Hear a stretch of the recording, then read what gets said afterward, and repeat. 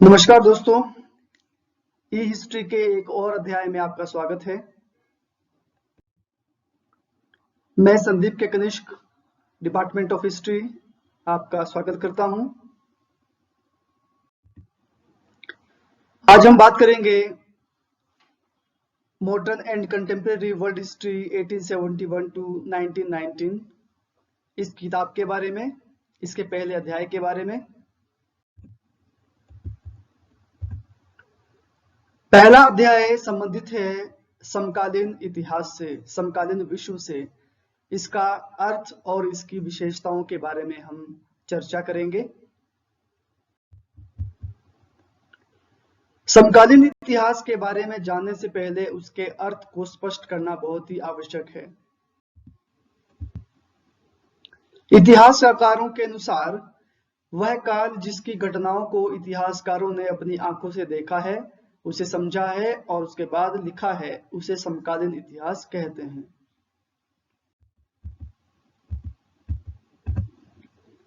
समकालीन इतिहास कब शुरू हुआ, इसके संबंध में भी बहुत सारे मत प्रचलित हैं।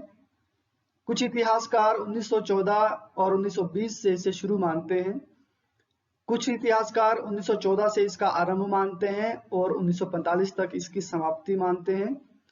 लेकिन ज्यादातर इतिहासकार यह मानते हैं कि 1945 से लेकर के आज तक का जितना भी इतिहास है वह समकालीन इतिहास कहलाता है। समकालीन इतिहास को पढ़ने में जो समस्याएं इतिहासकारों को और विद्यार्थियों को आती है, उसके बारे में सबसे पहले हम चर्चा करेंगे।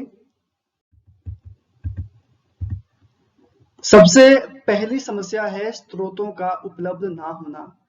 बहुत से महत्वपूर्ण ऐतिहासिक व्यक्ति हुए हैं, घटनाएं हुई है, जैसे सुभाष चंद्र बोस के बारे में जो तथ्य हैं, कश्मीर की राजनीति से संबंधित तथ्य हैं, 1962 में चीन के साथ जो भारत का युद्ध हुआ, बाबरी मस्जिद का जो एक घटना हुई, गोधरा कांड, ऐसे बहुत से हमारे पास घटनाएं हैं जिनके बारे में स्रोतों को छुपाया जाता है आम लोगों से और उन्हें सामने नहीं लाया जाता। इतिहासकारों का निजी दृष्टिकोण भी एक बड़ी समस्या है, क्योंकि इतिहासकार अपनी सोच और समझ के अनुसार ही घटनाओं को लिखता है। इसमें किसी घटना का वह समर्थन करता है और किसी घटना की वह आलोचना करता है और उसके पीछे भी उसका व्यक्तिगत दृष्टिकोण हो सकता है। तो पक्षपात और पूर्वाग्रह तथा आलोचनात्मक दृष्टिकोण का ना होना एक बड़ी समस्या है। सबसे बड़ी समस्या है समकालीन इतिहास का निष्कर्ष रहित ना होना। कोई भी घटना जो समकालीन इतिहास में हुई है उसका अंत अभी तक नहीं हो पाया है। जैसे भारत और पाकिस्तान के बीच संघर्ष 1947 से देखने को मिलता है और आज तक चला है। वही संघर्ष अमेरिका और रूस के बीच, अरब और इजराइल के बीच, और आतंकवाद जैसी समस्या आज भी हमारे सामने है। तो आतंकवाद का अभी भी खात्मा नहीं हो पाया है। सबसे प्रमुख विषय जो हमारा आज का रहेगा वह है समकालीन इतिहास की विशेषताएं। कौन कौन सी विशेषताएं इसकी रही हैं उसके ऊपर हम बात करेंगे। सबसे पहली विशेषता है विश्व का एकीकरण। समकालीन इतिहास जब से आरंभ हुआ है तब से लेकर के आज तक बहुत सी विशेषताएं देखने को मिली है, जैसे ग्लोबलाइजेशन, यानी पूरा विश्व एक हो गया। संचार के जो साधन है, परिवहन के साधन है, उन्होंने पूरे विश्व को एक कर दिया। अब कहीं भी आना जाना बहुत आसान हो गया। कोई भी वस्तु किसी अन्य देश से मंगवाना वह आसान हो गया। लोगों के बीच में जो संचार की व्यवस्था थी उसे इतना सुदृढ़ किया गया है कि कहीं की खबर हमें मिल सकती है। संयुक्त राष्ट्र संघ की स्थापना 1945 में कर दी गई थी। ओलंपिक्स आपके फिर से शुरू हुए, बहुराष्ट्रीय कंपनियां आपकी स्थापित हुई, पर्यटन आपका बढ़ा, सामरिक गुट आपके बने, जिसमें अमेरिका ने नाटो की स्थापना की जो आज विश्व के सबसे बड़े सैनिक संगठन में से एक है। सीटो और सेंटो, इनकी भी स्थापना की गई। साम्राज्यवाद का अंत हुआ और तीसरा विश्व सामने आया। तीसरे विश्व में वह देश शामिल थे जो अभी अभी आजाद हुए थे। 1945 में जब दूसरा विश्व युद्ध समाप्त हुआ तो कई सारे देश आजाद हुए, जिसमें Bharat, Sri Lanka, Burma, Brazil, Cameroon, Nigeria, Indonesia, Morocco, Libya, Sudan और ऐसे सैकड़ों देश थे जो नए बने। पूंजीवाद और साम्यवाद में संघर्ष। 1945 में जब विश्व युद्ध समाप्त हुआ तो यूरोप, ऑस्ट्रेलिया और अमेरिका में पूंजीवाद स्थापित था। इसके विपरीत रूस और चीन में साम्यवाद स्थापित हुआ। रूस में 1917 में ही बोल्शेविक क्रांति के द्वारा इसे स्थापित कर लिया गया और चीन में 1949 की जो लाल क्रांति जिसे हम कहते हैं या साम्यवादी क्रांति, उसके द्वारा माओ से तुंग के नेतृत्व में साम्यवाद स्थापित हुआ। तो दोनों ही विचारधाराओं के बीच एक टकराव देखने को मिलता है। इसके साथ एक और विशेषता सामने आती है, सामाजिक न्याय की स्थापना। जितने भी देश थे पूरे विश्व में, जो चाहे विकसित थे या विकासशील देश थे, सभी ने अपने अपने नागरिकों को मौलिक अधिकार दिए, समानता के सिद्धांत की स्थापना की, स्त्री और पुरुष में जो लैंगिक भेदभाव चल रहा था उसकी समाप्ति पर कानून बनाए गए और दास प्रथा को पूरी तरह से समाप्त करने की कोशिशें आरंभ हुई। अब राज्य के कार्यों में भी परिवर्तन आया। पहले के जो राज्य थे, देश थे, वहां पर सरकार का या राजा का जो कार्य था वह युद्ध करना था, अपने राज्य को बढ़ाना था।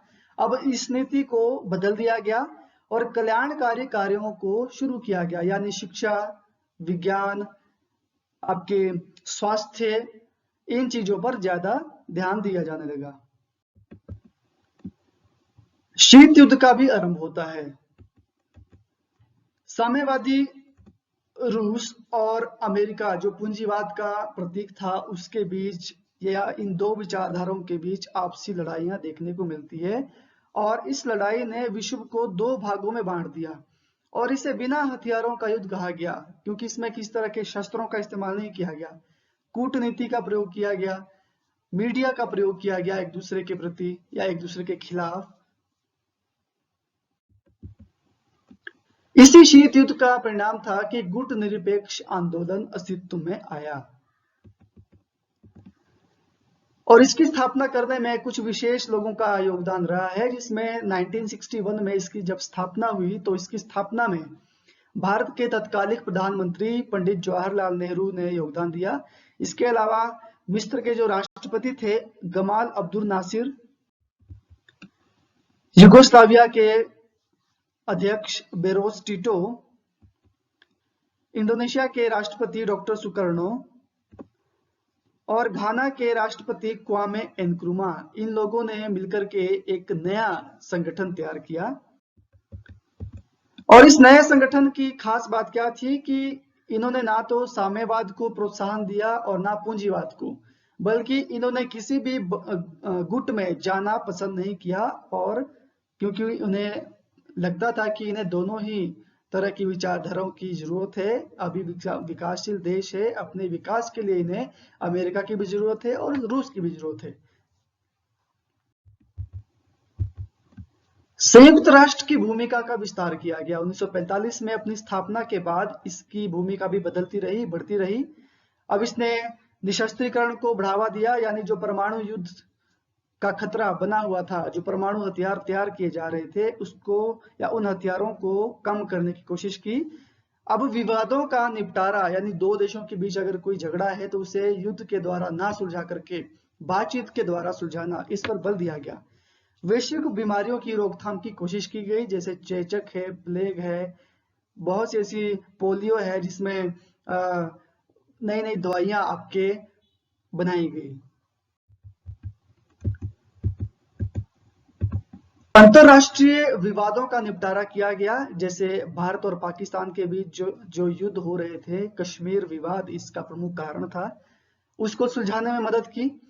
अरब और इजराइल के बीच यरूशलेम विवाद, दक्षिण अफ्रीका की नस्ली भेदभाव की जो नीति थी, और अमेरिका और इराक के बीच जो संघर्ष चल रहा था, और 1956 में मिस्र में जो स्वेज नहर विवाद पैदा हुआ, उन सभी विवादों को समाप्त करने में या कम करने में संयुक्त राष्ट्र संघ ने भूमिका निभाई।